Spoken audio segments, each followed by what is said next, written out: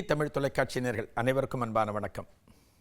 எத்திக்கும் தித்திக்கும் முருகா நிகழ்ச்சியில் முருகன் தொடர்பான பல அனுபவங்களை பார்க்குறோம். நம்ம அத்தனை பேருக்கும் தெரிஞ்ச திருத்தலம் பழனி. இந்த பழனிங்கிறது அறுபடை வீடுகளில் ஒன்று. இதே போல் நம்ம சென்னை மாநகரத்தில் வடபழனி அப்படின்னு ஒரு இடம் இருக்குது. இதை வடபழனி, அதை தென்பழனின்னு சொல்லுவாங்க. இதுக்கு நடுப்புற அச்சிரப்பாக்கத்துக்கு பக்கத்தில் நடுபழனி அப்படின்னு ஒரு திருத்தலம் இருக்குது. நம்ம எல்லாம் பார்க்க இருக்கோம்.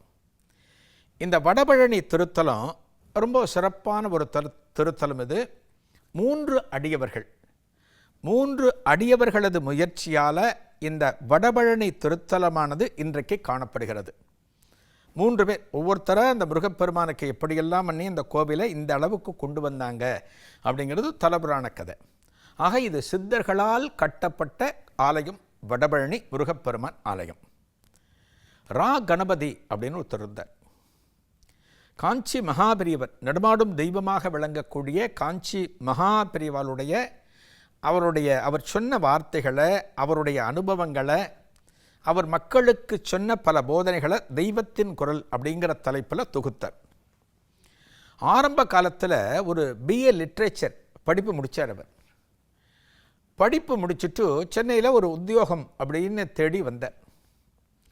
ஒரு நாளைக்கு அவங்க வீட்டில் இருக்கிற பெரியவங்க, அவங்க அப்பா அம்மா, அதுபோல் சில பெரியவங்க குடும்பத்தில் இருக்கிறவங்க இந்த ரா கணபதியை வடபழனி முருகப்பெருமான் கோவிலுக்கு கூட்டிகிட்டு போகிறாங்க. வா, இந்த முருகனை பார்க்கலாம், இந்த முருகப்பெருமானை தரிசனம் பண்ணினா உனக்கு எல்லாவற்றையும் கொடுப்பார் அப்படின்னு சொல்லி கூட்டிகிட்டு போகிறாங்க. இந்த கோவிலுக்கு போகிறது அப்படிங்கிறது இந்த இளைய தலைமுறைக்கு அத்தனை சுலபமாக ஒரு ஆர்வம் வராது. இப்போ நம்மளே ஒரு வீட்டில் இருக்கிற பெரியவங்க ஒரு குலதெய்வம் கோவிலுக்கு போகிறாங்க, ஒரு திருச்சிக்கிட்டேயோ சேலங்கிட்டேயோ கிளம்புறாங்க அப்படின்னா வீட்டில் இருக்கிற அந்த யங்ஸ்டர்ஸ், இளைய தலைமுறை என்ன சொல்லுவோம், நான் வரல, நீங்கள் போயிட்டு வாங்க, எனக்கு வேலை இருக்குது, எனக்கு படிப்பு இருக்குது, ஏதான ஒரு காரணத்தை சொல்லி டபாய்க்க பார்ப்பாங்க. அவங்களுக்கு என்ன, இந்த கோவில் அப்படிங்கிறது அந்த வயசில் அவ்வளோ ஒரு சுவாரஸ்யத்தை உங்களுக்கு கொடுக்காது. அதெல்லாம் அனுபவிச்சா தான் தெரியும். கோவில் பக்தி இதெல்லாம் அனுபவிக்கணும். அந்த தலைமுறைக்கு கிடையவும் கிடையாது. இந்த ரா கணபதி என்ன சொல்கிறாரா, இல்லை நான் வரல, வடபழனிக்கு வரல அப்படிங்கிற. பின்னாட்களில் எப்பேற்பட்ட மகானாக ரா கணபதி விளங்கிறார்னா அவருடைய சரித்திரத்தை நம்ம ஃபுல்லாக படித்தோம் அப்படின்னா புரியும். ஆனால் வீட்டில் இருக்கிறவங்க எப்படியோ கூட்டிகிட்டு போயிட்டாங்க. வா, வந்து தான் ஆகணும், அப்போ தான் உனக்கு வேலை எல்லாம் கிடைக்கும், அப்போ தான் உன் வாழ்க்கை நல்லா இருக்கும்னு கூட்டிகிட்டு போயிட்டாங்க. வடபழனி கோயிலுக்கு கூட்டி போயிட்டாங்க. ஆனால் வடபழனியில் இந்த முருகப்பெருமானை பார்த்த உடனே, இந்த முருகப்பெருமானை தரிசனம் பண்ணின உடனே ரா கணபதிக்கு எல்லாமே உடம்பில் ஒரு என்ன சொல்கிறது, ஒரு எதிர்பார்க்காத ஒரு அனுபவங்கள், ஒரு சிலிர்ப்பு ஏற்படுகிறது. அந்த முருகப்பெருமானை பார்த்த உடனே ஆஹா, இப்படி அற்புதமான ஒரு தெய்வத்தை நம்ம இவ்வளவு நாளாக விட்டுட்டோமேன்னு அந்த முருகனுக்கு அடிமையாகிறார். அந்த முருகன் மேலே அத்தனை பித்து இருக்கு. அந்த முருகன் கோவிலுக்கு அடிக்கடி போக ஆரம்பித்தார் பின்னாட்களில். வடபழனியில் முருகன் கோவிலுக்கு இவர் இந்த லிட்ரேச்சர், BA லிட்ரேச்சர் சொன்ன இல்லையா, முடித்த பிறகு இவர் எங்கே உத்தியோகத்தில் இருந்தார்னா ஒரு ஆங்கில பத்திரிகையில், ஒரு நாளிதழ், ஒரு டெய்லி பேப்பர், அதில் ஒரு ரிப்போர்ட்டராக வேலை செஞ்சார் ரா கணபதி.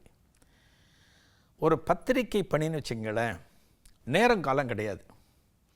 ஒரு 10 மணிக்கு ஆஃபீஸ் போனோமா, 5 மணிக்கு வீட்டுக்கு வந்தோமா, அது ஒரு மீடியாவில் இருக்கிறவங்களுக்கு அது கிடையவே, இன்றைக்கும் சரி என்றைக்கும் சரி எந்த காலத்திலையும் கிடையாது.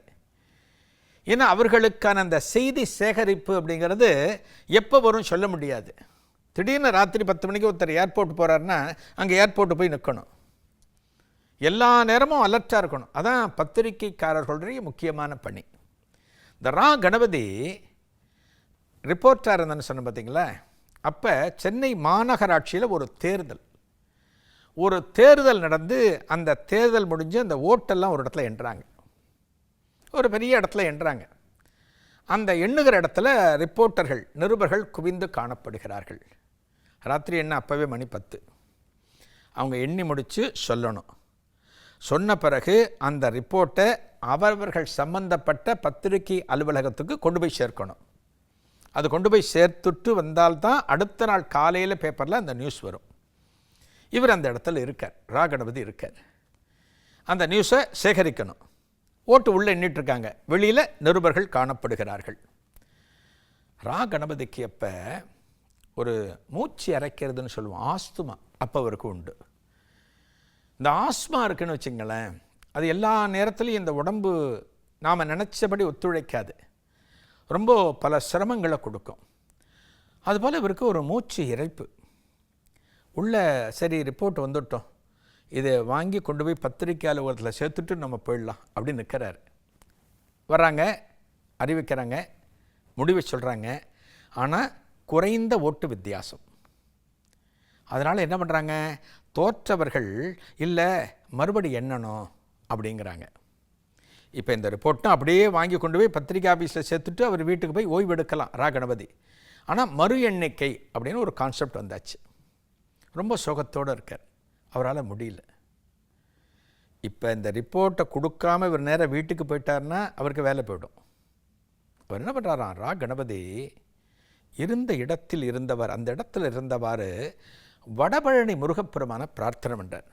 முருகா, என்னால் இந்த இடத்துல உட்கார முடியல, நிற்க முடியல. இவர்கள் கொடுக்குற இந்த ரிப்போர்ட்டை வாங்கி கொண்டு போய் என்னோட ஆஃபீஸில் சேர்க்கறதுக்கு இன்னும் எப்படியும் 1 மணி நேரமாவது ஆகும். என்னால் உடம்பு முடியல, நான் வீட்டுக்கு போக போகிறேன், நான் ஓய்வெடுத்துக்க போகிறேன், என்னவோ நீ தான் பார்த்துக்கணும், எனக்கு வேலையும் நிலைக்கணும் அப்படின்னு வேண்டிட்டு நேராக வீட்டுக்கு போயிட்டார். வீட்டுக்கு போய் ராத்திரி பால் சாதம் கொதிக்க கொதிக்க பால் சாதத்தை சாப்பிட்டு படுத்து தூங்குற. காலையில் பொழுது விடியுது. காலையில் எந்திரிச்சிட்டார். முதல்ல அவருக்கு என்ன ஞாபகம் வருது, ஆஹா இன்றைக்கு நமக்கு ஆஃபீஸ் போனால் வேலை இருக்குமா இருக்காதா. ஏன்னா நேற்று ராத்திரி முக்கியமான தேர்தல், மாநகராட்சி தேர்தல் நடந்தபோது அந்த தேர்தல் முடிவுகளை பத்திரிக்கை ஆஃபீஸில் கொண்டு போய் சேர்க்கலை. மனசுக்குள்ளே அவருக்கு தெரியறது, சரி ஆஃபீஸ் போய் பார்த்துட்டு வருவோமே அப்படின்னு சொல்லிட்டு காலையில் முகத்தை கழுவிக்கொண்டு ஆஃபீஸ்க்கு போகிறாராம். ஆங்கில தினசரி அந்த பத்திரிக்கை ஆஃபீஸ்க்கு போன உடனே இந்த ப்ரெஸ் இருக்கிற பக்கமாக நடந்து போகிறார். போன உடனே அங்கே எதிர்பட்ட ஒரு ப்ரெஸ் அன்பர்கிட்ட, அதாவது அச்சகத்தில் வேலை செய்ய ஒருத்தர்கிட்ட, நேற்றுக்கு அந்த ரிப்போர்ட் வந்தாச்சா, மாநகராட்சி தேர்தல் ரிப்போர்ட்டு அப்படின்னு கேட்குறேன். வந்தாச்சே, அது பத்திரிகையில் ஏற்றியாச்சே அப்படிங்கிற. இவர் அப்போ என்ன நினைக்கிறாராம், ஒருவேளை ஏஜென்சி ரிப்போர்ட்டாக இருக்கும். ஏஜென்சிங்கிறது உண்டு, யுஎன்ஐ, பிடிஐ, இதெல்லாம் பத்திரிகை ஏஜென்சி. இவங்களும் ஒவ்வொரு பத்திரிக்கைக்கும் நியூஸ் கொடுத்துட்டே இருப்பாங்க. நம்ம பணம் கட்டணும், ஒரு பத்திரிக்கை ஆஃபீஸ்லேருந்து பணம் கட்டினா நியூஸ் வந்துக்கிட்டே இருக்கும். ஒருவேளை ஏஜென்சி ரிப்போர்ட்டாக இருக்கும் போல இருக்குது. ஏஜென்சி ரிப்போர்ட்டான்னு கேட்குறேன். இல்லை ப்ரெஸ்ஸு ஸ்டாஃப் தான், நம்ம ஸ்டாஃப் ரிப்போர்ட் அப்படின்னு சொல்லிட்டு அவர் போயிட்டார். யார் ஸ்டாஃப் ரிப்போர்ட்டு, நாம் தான் ரிப்போர்ட்டே கொடுக்கல, ஒருவேளை வேறு யாரானு கொடுத்துருப்பாங்களோ, அப்படின்னா நமக்கு வேலை காலியோ அப்படின்னு நினச்சி ப்ரெஸ்ஸில் நடந்து போயிட்டுருக்கார். போகும்போது எய்த்தாப்பில் அவருடைய ஆசிரியர், நட் டியூட்டி பார்க்குற ஆசிரியர், அவர் வர வீட்டுக்கு போகிறார். அவர் ரா கணபதியை பார்க்குறார். பார்த்த உடனே கேட்குற, என்னப்பா இப்போ வந்திருக்க நீ எதுக்கு இப்போ திரும்ப வந்திருக்க அப்படின்னு கேட்குறார். இல்லை சார், அந்த ரிப்போர்ட்டு பத்திரிக்கை நேற்று தேர்வு ரிப்போர்ட் அப்படின்னு தடுமாறுறார். அதான் வந்து கொடுத்தேப்பா, அதான் கொடுத்துட்டே, நீ தானே நேற்றுக்கு ராத்திரி வந்து கொடுத்த, அதைத்தானே கம்போஸ் பண்ணி பிரிண்டில் ஏற்றிருக்கோம். நீ கூட உடம்பு கொஞ்சம் அசதியாக இருக்குன்னு சொன்னியே, அப்போ அசதியாக இருக்குன்னு சொன்னபோது நான் கூட உங்கள்கிட்ட சொன்னேன், இந்த ரிப்போர்ட்லாம் ஃபைல் பண்ணிவிட்டு வா, ஆஃபீஸ் காரில் விட நான் வீட்டுக்கு அனுப்புகிறேன்னு சொன்னேன். நான் வந்து பார்த்தேன், நீ ஆளை காணலை, உடத்துக்கு வந்து பார்த்தேன், நீ ஆளை காணலை. சரி, நீ கிளம்பி போயிட்ட போல இருக்கு அப்படின்னு நான் நினச்சேன். நீ எதுக்கு இன்றைக்கி வந்த, நேற்றுக்கு ராத்திரி ஃபுல்லாக வேலை பார்த்துருக்க, இன்றைக்கி ஆஃப் எடுத்துக்க வேண்டியது தானே, இன்றைக்கி விடுப்பு எடுத்துக்கொள்ள வேண்டியது தானே அப்படின்னு அவருடைய ஆசிரியர் சொல்கிற போது ரா கணபதி சொல்கிறாராம், அப்போ தான் அவருக்கு தெரியறது, இல்லை ஆஃப் எடுத்துக்க போகிறேன், அந்த தகவலை உங்கள்கிட்ட சொல்லிவிட்டு லீவ் போடலான்னு வந்தேன் அப்படின்னு பேச்சை மாற்றிட்டு அந்த ஆசிரியரிடம் சொல்லிவிட்டு வீடு திரும்புகிறாராம். திரும்புகிற வழியெங்கும் முருகப்பெருமானுக்கு நன்றியை சொல்கிறாராம். இன்றைக்கி சாதாரணமாக ஒரு ஆன்மீகத்தில் இல்லாத ஒரு அன்பர்கிட்ட, கடவுள் மேல் நம்பிக்கை இல்லாத ஒரு அன்பர்கிட்ட இந்த கதையை நீங்கள் சொன்னீங்கன்னா, என்னடா பித்தலாட்டம் பண்ணுறியா நீ, அவர் அங்கே வீட்டில் படுத்து கிடப்பாராம், அவர் பெரிய வந்து பத்திரிக்கை ஆஃபீஸில் ரிப்போர்ட்டு கொடுப்பாராம், கேட்பாங்களா மாட்டாங்களா? கேட்பாங்க, நிச்சயமாக கேட்பாங்க. ஆனால் இறைவனது திருவிளையாடல்கள் அத்தனையுமே இப்படி தான் இருக்கும். இதற்கு என்ன காரணம் என்று சொன்னால் கடவுளை நம்புவது.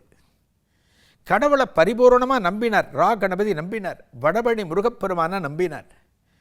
எனக்கு இந்த வேலை நிலைக்கணும் அப்படின்னா அதற்கு நீதான் காரணம், நீதான் பார்த்துக்கணும் அப்படின்னு முருகனிடம் ஒப்படைத்தார்.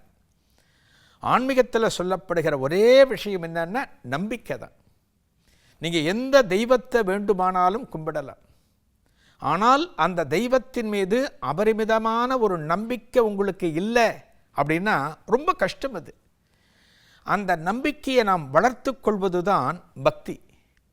இப்போ முருகனோட பக்தி அப்படின்னா, முருக பக்திக்கு நம்ம எதை உதாரணமாக சொல்கிறோம்?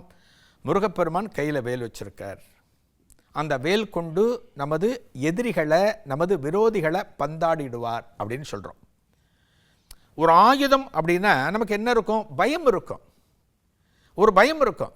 இப்போ வீட்டிலே ஒரு கத்தி எடுத்துகிட்டு ஒருத்தவங்க வராங்க, ஒரு காய்கறி கட் பண்ண வராங்க, கத்தி இப்படி எடுத்துகிட்டு வராங்கன்னா எய்த்தாப்பில் ஒரு கத்தியை மாற்றி பிடிச்சிக்க, இன்னும் இப்படி வச்சுட்டு வர அப்படிங்கிறோம். ஒரு ஆயுதம் அப்படின்னாலே மனசுக்குள்ளே ஒரு பயம் இருக்குது நமக்கு. முருகப்பெருமான் 12 கைகளில் அத்தனை ஆயுதங்களோட பார்க்கிறப்ப யாருக்கு பயம் வரணும் அப்படின்னா துஷ்டர்களுக்கு பயம் வரணும். துஷ்டர்களை சம்ஹாரம் செய்யக்கூடியவன் தான் முருகப்பெருமான். அப்படின்னா அந்த வேலானது நல்லவர்களுக்கு பாதுகாப்பு. நல்ல மனசோடு, நேர்மையோடு, உண்மையோடு இருக்கின்றவர்களுக்கு அந்த வேல் என்கிற ஆயுதம் பாதுகாப்பானது, அவர்களை காக்கக்கூடியது. அதனால தான் நம்ம என்ன சொல்கிறோம்? வேலும் மயிலும் துணைங்கிறோம். ஒரு ஆயுதத்தை துணைன்னு யாரானு சொல்ல முடியுமா? எனக்கு கத்தி ரொம்ப துணை, எனக்கு துப்பாக்கி ரொம்ப துணை, எனக்கு கோடரி ரொம்ப துணை, யாரானு சொல்ல முடியுமா? முருகப்பெருமான் பக்தர்களுக்கு மட்டும்தான் வேலும் மயிலும் துணைன்னு சொல்கிறோம். நீ நல்லவனாக வாழ்ந்தால், நேர்மையுடன் காணப்பட்டால், மற்றவர்களுக்கு எந்த விதமான தொந்தரவும் கொடுக்காமல் இருந்தால் இந்த வேலானது உன்னை காப்பாற்றும். இந்த வேல் உன்னை காப்பாற்றும். ஆக ஆயுதம்னு நம்ம பயப்படக்கூடாது. துர்க்கையை பார்க்குறோம், எத்தனை கொடூரமான ஆயுதங்கள். காலுக்கு கீழே பார்த்தா மகிஷன் சம்ஹாரம் செஞ்சு வச்சிருக்கா. ஆனால் அந்த துர்க்கையை நாம் வணங்குகிறோம். அதே போலத்தான் 12 கரங்களில் முருகப்பெருமான் ஆயுதங்கள் தரித்திருந்தாலுமே அந்த முருகப்பெருமான் நம்மை காக்கக்கூடியவன். அந்த எண்ணம் நமக்கு இருக்கணும். காக்க காக்க கனகவேல் காக்கன்னு சொல்கிறோம். கந்தசஷ்டி கவசத்தில் பார்த்தோம் அப்படின்னா காக்க காக்கன்னு பார்க்குறோம். அதுதான் நம்மை காக்கிறது. முருகப்பெருமான் வேல் நம்மை எப்படியெல்லாம் காக்கிறது, அந்த முருகப்பெருமானது மயில் நம்ம எப்படியெல்லாம் கவனித்து கொண்டிருக்கிறது அப்படிங்கிறது நம்ம புரிஞ்சுக்கிட்டோம் அப்படின்னா முருகனை தவிர நம்ம எங்கேயுமே போக மாட்டோம். இதைத்தான் நமக்கு அடியார்கள் நமக்கு சொன்னார்கள். வாரியார் சுவாமிகள் ஆரம்பித்து முருகப்பெருமானது அடியார்கள் பாம்பன் சுவாமிகள், வண்ணச்சரபம் தண்டபாணி சுவாமிகள், எத்தனையோ மகான்கள் நமக்கு சொன்னது, இந்த முருகப்பெருமானை சரண் புகுந்தால் நமக்கு எந்த கஷ்டமும் இருக்காது. இந்த கலிகாலத்தில் நமக்கு அதுதான் தேவை, அந்த நம்பிக்கை தான் தேவை. அதை தான் முருகப்பெருமான் நமக்கு கொடுக்கிறான். நாளைய நிகழ்ச்சியில் ஒரு புதிய அனுபவத்தை காணலாம். நன்றி, வணக்கம்.